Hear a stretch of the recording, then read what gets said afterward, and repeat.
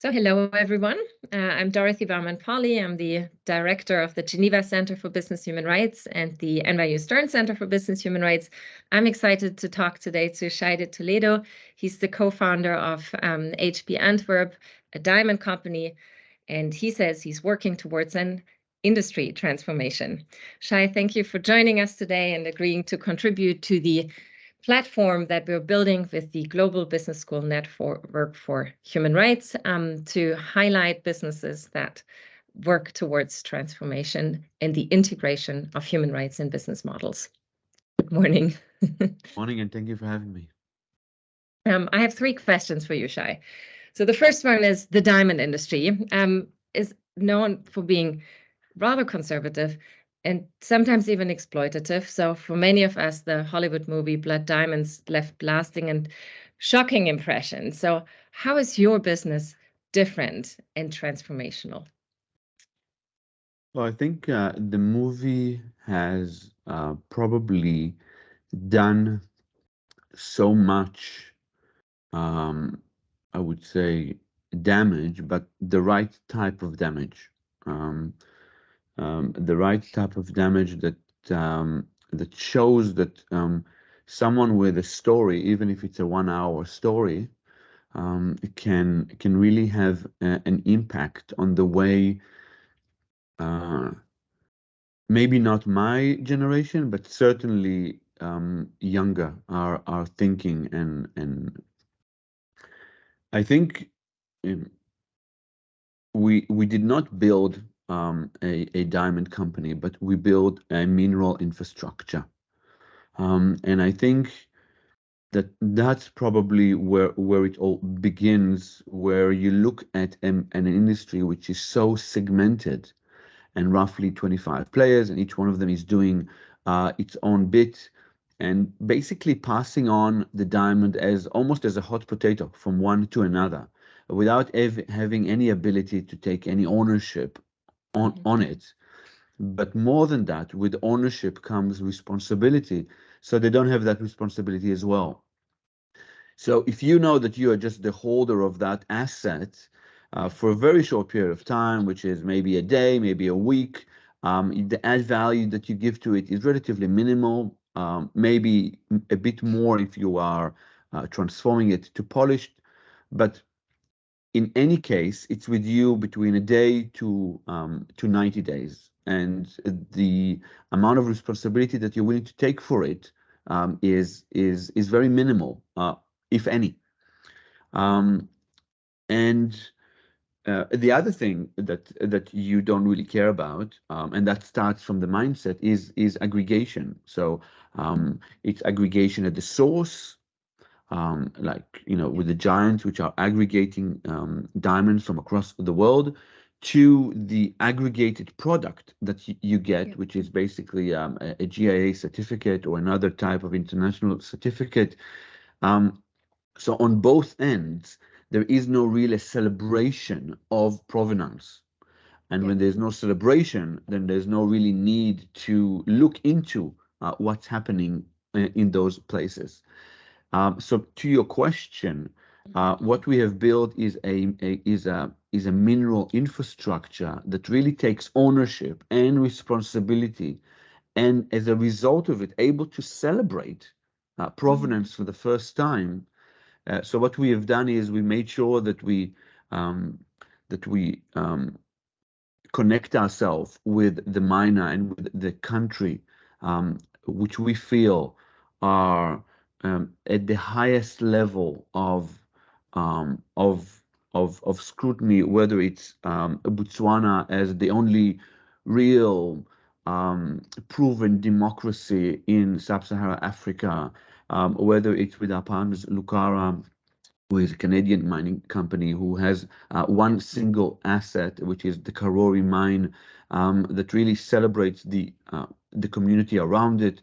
So it's really the partners that we choose to do it with, and this transformational um, uh, business model basically does everything. It takes the rough from the miner and does the entire show, the entire transformation, including the distribution of it in one single company, being able to contribute the majority of the income back to the community, back to the government, and back to the miner. I find this absolutely fascinating, and I love your metaphor of the hot potato that is passed on typically, and you're trying to have ownership over the entire process. Let's talk a bit more about Botswana, where I think you source most of your diamonds from. Can you tell us how your business model transformation has impacted Botswana and, of course, in particular, the workers and communities your business touches? Absolutely. I think that what we have done in Botswana is before we even have a contract with the government, before we even have a relationship with the community, we set a roadmap. And that roadmap had something in its heart, and that is a different mindset. And the mindset is very clear. And it says, this resource is yours. It belongs to the communities that sits on that land. For many reasons. One, because it is yours, and two, because you are its best ambassadors. It's your land, it's your community. If there is a damage to the land, it's your damage. If there is a damage to the flow of water, it's your water. So who best to defend a mineral than the one that sits on it, as opposed to an international conglomerate that yes cares but doesn't live in those areas. So at the heart of the business proposition and the business model is a mindset that we are a service providers to those communities, but the asset belongs to them. And if we are unable to fulfill our destiny or our value addition, then we should be judged as such, and we should be removed and bring in other service provider that is able to bring value. And I think this is at the heart of this. And when you speak it, the most beautiful thing happens when you speak to 20 years old is that they can read your bullshit instantly.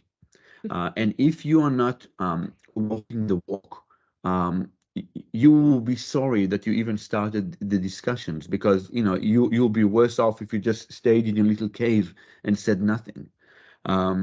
And it's almost like this beautiful sentence that somebody once said: "If you don't want anybody to be angry with you, then don't write." And what we wrote and we wrote it in the skies is that this is yours, and t equals 0, and the time is now, together with our MIT friends, and and and the fear that exists because 50 years or 100 years there was a certain reality. That fear is nothing to those 20 years old that says, this is mine, it belongs to me, and I am its best ambassador. So back to your question, it feels like they're not joining a company. It feels they're joining a movement. And their movement is driven by their revolution. And that revolution says, uh, our country has a long history with minerals. It's been positive, as opposed to our neighboring countries, from South Africa to Zimbabwe to Sierra Leone it's been very positive. And even though it's been positive, change is coming. And the change means that we take full ownership. We, the communities, we, the young, the youth, take full ownership of the destiny. And we don't need another company or another conglomerate to do the bidding for us. We can certainly use help, and that is in the heart of it. So it sounds like almost like capacity building. for a local community to take on ownership. How Absolutely. are there any other ways how you're measuring or tracking progress over time? You mentioned T0, sort of this is the starting time. T1, T2. What kind of progress are you seeing, and how are you tracking the progress? Well, we're tracking two things. We're tracking the progress of being able to show lineage and provenance of the mineral, and we're investing tons of money on, for the first time, being able to do a one ecosystem that is able to truly trace and then invite auditors and invite institutions like yourself and the one that you represent, and institutions which at their core is more auditing to really not just trust but verify. So we're investing a lot on the physical journey. And at the same time, we put a very clear roadmap that everything needs to be done in the country of resource, the country of mineral.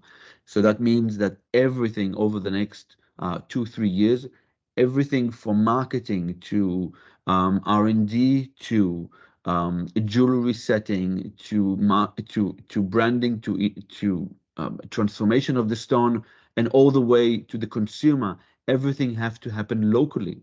And that means additive manufacturing. It means supporting of the robots, and it means supporting of engineer.